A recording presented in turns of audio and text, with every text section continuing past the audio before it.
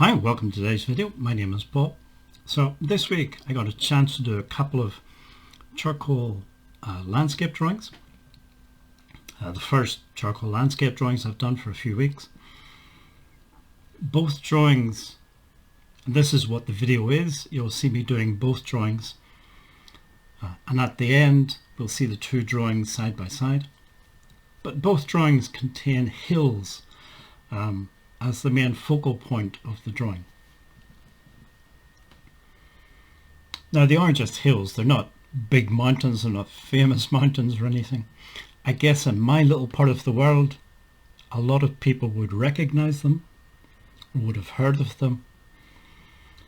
So when I say my little part of the world, I'm talking about County Antrim in Ireland, which is northeast Ireland, the sort of top right hand corner of the island of Ireland, if you like. This first drawing is a hill just outside a tiny village called Cushendall. It's a little coastal village, and the hill is just a couple of miles out of the village itself. I say it's not a big hill, it's not very high, but it is very it really does stand out from the rest of the countryside because of its shape. So three of the four sides just rise up almost as sheer cliffs out of the surrounding fields. And then the top of the hill is like a tabletop hill. The top is quite flat. And then the fourth side is more gentle slope. It slopes back down to the rest of the surrounding fields and countryside. But it does make this very unique sort of shaped hill. And there have been people living in this area for thousands of years, including possibly on top of the hill as well. So archaeologists have found evidence of some earthworks and whatnot around and on the hill itself. And it's probably a hill fort dating back to, say, the Iron Age or Bronze Age maybe. These sort of forts were not uncommon all across Ireland and Britain as well. Now, I don't know if back in those days life was very dangerous and you had to live in a fort, or if the fort was there just because the local chieftain wanted to feel more important, maybe. He wanted a fort on top of a hill so everybody could see how important he was, maybe. I'm not sure which of those was reality. But certainly the archaeologists have found evidence of ditches and embankments on that fourth side of the hill, that sort of sloping side.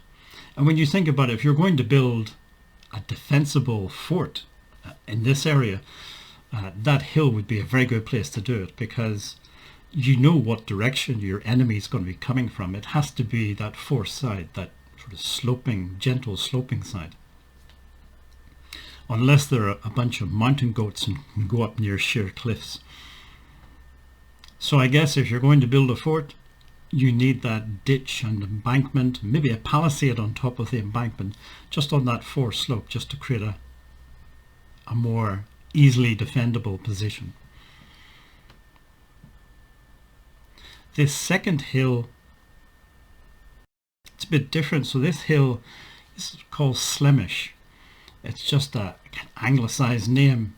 It comes from the Irish name Slievenamh, which just translates literally as Mish's Hill or Mish's Mountain. I have no idea who Mish was, or if it was even a real person. It may have been somebody from mythology, something like that. But the hill itself, again, within my little part of the world, I guess this second hill is more famous, better known. But not because it's associated with this mysterious person called Mish. It's sort of famous because it's associated with St. Patrick.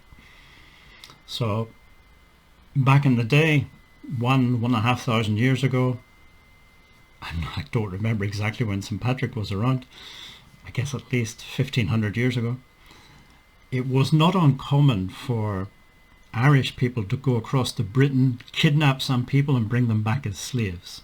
And also some people from Britain to go across to Ireland and bring those people back as slaves to Britain. This went on a long time. And that's what happened to St. Patrick. As a young man, he was captured and put into slavery, brought back to Ireland, and he worked as a shepherd on or near this Slemish hill. So that's really why the hill is famous. It's also said that he found God, or he was converted to Christianity while he was tending sheep on or near this hillside. So definitely if you went to Slemish around about St. Patrick's Day, you will find a lot of Christians who go on a kind of pilgrimage and climb the mountain or climb the hill. Now, when I say climb the hill, it's not mountaineering. A pair of sturdy hiking shoes is really all you need. There is a path that will take you pretty much to the top. Now, it's not a nice paved path or anything. It's quite rough. It's just a dirt track in places. And some places it is quite steep. But it is relatively easy to get to the top. These days, I don't think I would be able to do it. My knees are just, I don't think they would cope. Especially going up and going down hills is a bit tricky. But anyway, you will find a lot of people who make that pilgrimage every year.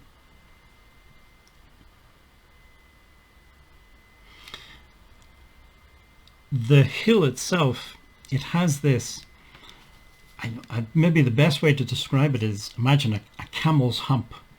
And that's the sort of shape the hill is. And the reason it has this sort of shape is, according to the geologists anyway, it's the only part left of an old volcano.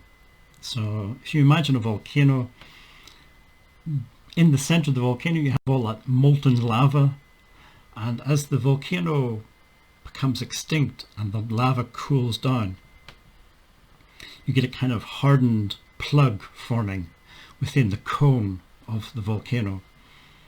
And that's all that we have left. This sort of rounded hill is just the sort of hardened plug of the volcano. And the sort of cone-shaped hill that we associate with volcanoes, that's been eroded away over whatever hundreds of thousands of years or so. The hill itself is made from, I think it's like a dolerite rock. It's quite a hard rock, sort of igneous rock. But anyway, that's how we end up with this, as I say, somewhat camel's hump-shaped hill. These are then the two finished drawings. As I said, they're actually quite far apart from each other. They're about, I guess, 30-40 miles distance. But they do stand out from the sort of local countryside. And I should also say, again, although these are real places, I wasn't using any references. What I did was, I looked at some photographs before drawing, so I got an idea of the shape of the hills. And it was just that, it was just an idea. And then I just went ahead and did the drawings. Now, I'm not saying it's wrong for people to use references. I'm just saying, for me, it's not my thing. I just really don't like working from references and trying to get exact copies. I really would not be a good portrait artist. I don't like all of that technical side of the sort of draftsman-like side of doing art. I prefer more using creativity and imagination and just sort of spontaneous, see what happens. And you can do that with landscapes much more than you could with, say, a portrait of a person. Because I guess really the essence of a portrait is it has to look like a person that you're doing the portrait of. Landscapes don't really have to do that, at least in my opinion anyway. But although these are somewhat made up landscapes, they're not complete fantasy, because if you went to these places you'd see the landscape sort of resembles reality. it's not complete fantasy. But anyway, that's just the way I work. And as I say, I'm not saying it's wrong to use references. It's just we're all different and we all do our own thing. I think I mentioned at the beginning of the video, but just in case I didn't, the charcoal that I'm using is just willow charcoal, a kneaded eraser, a piece of white chalk, some tissue paper to smudge the charcoal, and it's just all drawn on very basic sketchbook paper. Okay, well, if you made it this far in the video, thank you for listening to my story, thank you for watching, and hopefully see you in next week's video.